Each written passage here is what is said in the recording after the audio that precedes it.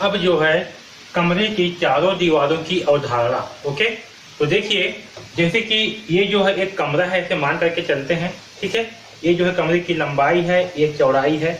Okay, ये जो है इसका छत है और ये जो है नीचे फर्श है।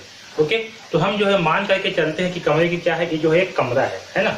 इसके चारों ओर क्या है, दीवार है। कमरा जो है एक ही होता है ना। तो देखिए हमें जो है कमरा के इस चारों दीवारों की क्षेत्रफल निकालना है। इस ऊपर छत वाले भाग का क्षेत्रफल नहीं निकालना है, हमें किसका निकालना है, इस आगे का निकालना है, ये दाएं वाले का निकालना है, ये पीछे का निकालना है और इस साइड का निकालना है। ठीक है, तो हमें जो है कमरे के इन चारों दीवारों का जो है क्षेत्रफल निकालना है। ओके, आया समझ में। तो हमें जो है इन चारों दीवारों का क्षेत्रफल जो है क्या होगा, इसे कैसे निकालेंगे, इसे जो है अभी समझेंगे। तो देखिए यदि कमरा घनाभाकार है, यानी कि घनाभ के आकार का है, इस प्रकार के आकार का है। ओके, तब कमरे की प्रत्येक दीवार, फर्श और छत आयताकार होगी।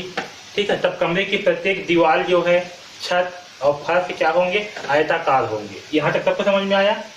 कमरे की चारों दीवारों से तात्पर्य है उनकी चार दीवारें। कमरे की जो चार दीवारें होंगी, ये लंबाई वाला, ये चौड़ाई वाला, ये पीछे की लंबाई वाला और ये चौड़ाई वाला।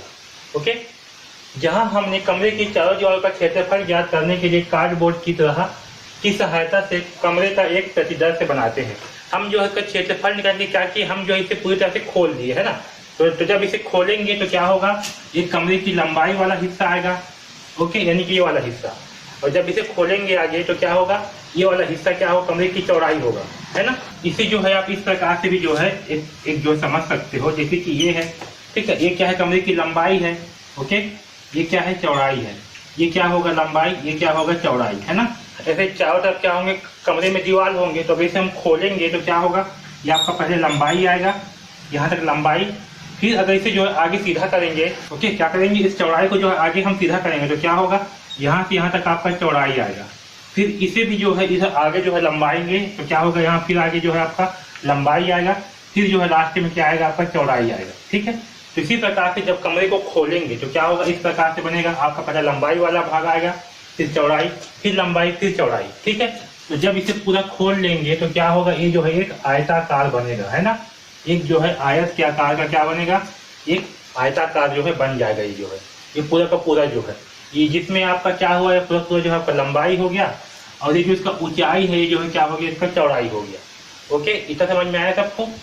तो देखिए उपयुक्त आकृति एक आयताकार वर्ग बन गई। इस आयत की लंबाई चारों दीवारों की लंबाई का योगफल होगा। तो जो आयत बन गया है, जिसमें आपका लंबाई है, चौड़ाई है, लंबाई है, चौड़ाई है, इसका जो पूरा लंबाई होगा, ये जो है कमरे की चारों दीवारों के लंबाई के बराबर होगा। ओके, और जिसकी चौड़ाई होगा वो क्या है, इस ऊंचाई के बराबर होगा। ओके, इतना समझ में आया सबको। आयत की चौड़ाई कमरे की ऊंचाई है, अर्थात कमरे के चारों दीवारों का क्षेत्रफल इस प्रकार बने आयत के क्षेत्रफल के बराबर होगा। ओके, तो देखिए कमरे की चारों दीवारों का क्षेत्रफल क्या होगा, चारों दीवारों की लंबाई का योगफल, यानी कि ये चारों दीवारों का लंबाई का योगफल प्लस ऊंचाई प्लस ये ऊंचाई। तो जो कमरे है वो क्या है, आयताकार रूप में बन गया है। तो कमरे की लंबाई क्या होगा, ये चारों दीवारों की लंबाई का योगफल और ये प्लस ऊंचाई। ओके, प्लस नहीं होगा, हाँ, यहाँ पर जो है आपका इंटू होगा। ओके, क्योंकि आयत का क्षेत्रफल क्या होता है, लंबाई इंटू चौड़ाई। तो यहाँ पर ये आपका लंबाई हो गया और ये क्या हो गया, चौड़ाई। ऊंचाई क्या हो गया, आपका चौड़ाई। ओके, तो देखिए चारों दीवारों की लंबाई का योगफल क्या होगा, 2 इंटू लंबाई, क्योंकि ये लंबाई है, यहाँ फिर लंबाई है, तो कितना लंबाई होगा, 2 लंबाई। यहाँ हो गया 2 इंटू लंबाई प्लस यहाँ कितना चौड़ाई है, 2 चौड़ाई है, एक चौड़ाई है, एक चौड़ाई है, इसलिए 2 इंटू चौड़ाई। ओके, तो यहाँ से 2 को जब कॉमन निकाल लेंगे तो क्या होगा, 2 इंटू लंबाई प्लस चौड़ाई। ओके, और ये आपका इंटू ऊंचाई। तो यही जो है आपके कमरे की चारों दीवारों का क्षेत्रफल होगा। ओके, तो कमरे की चारों दीवारों का क्षेत्रफल क्या होगा, 2 इंटू लंबाई प्लस चौड़ाई, ये आपका कोष्टक में रहेंगे, और इंटू ऊंचाई। ओके, तो इस फार्मूले को जो है याद रखना, ये जो है आपके कमरे की चारों दीवारों का क्षेत्रफल होगा। ओके, तो इस वीडियो में बस इतना ही। अगर आपको वीडियो अच्छे लग रहे हैं तो प्लीज़ लाइक ज़रूर कर दीजिएगा और इस चैनल को सब्सक्राइब कर लीजिए, क्योंकि इस चैनल में आपको जो है कक्षा 9वीं के गणित विषय के सारे अध्याय के वीडियोस जो है मिलने वाले हैं। ओके, तो चैनल को सब्सक्राइब जरूर कर लीजिए और बेल आइकॉन को दबा दीजिए, जिससे कि आपको जैसे ही वीडियो अपलोड हो तो आपको जो है नोटिफिकेशन मिल जाए और आपको एक भी वीडियो जो है मिस मत हो।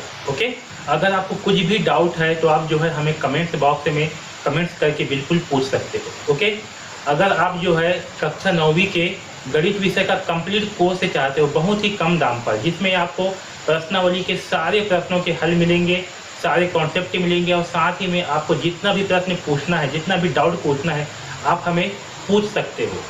इस कोर्स का लिंक जो है आपको डिस्क्रिप्शन में दिया हुआ है, वहां से जा करके जो है आप इस कोर्स को परचेज कर सकते हो। ओके, तो DKP एकेडमी से जुड़ने के लिए धन्यवाद।